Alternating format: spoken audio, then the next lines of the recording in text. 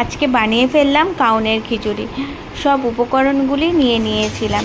কড়াইটাকে গরম করে ডালটাকে ভেজে নিয়েছিলাম।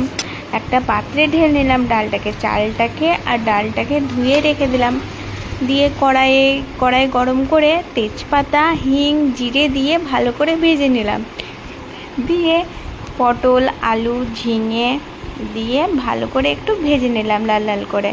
ওর ভিতর আদা গ্রেট করে রেখেছিলাম ওটাকেও দিয়ে দিয়েছিলাম, কাঁচা লঙ্কা কুচিও দিয়ে দিলাম।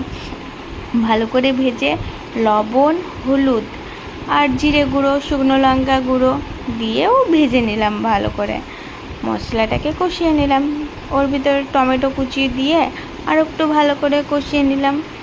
কষিয়ে নিয়ে একটু ভালো করে নেড়ে ভালো করে কষিয়ে নিয়ে দেখলাম যখন ভাজা ভাজা হয়ে গেছে, তখন কাউনের চালটাকে আর ডালটাকে দিয়ে জল দিয়ে ঢাকা দিয়ে দিয়েছিলাম।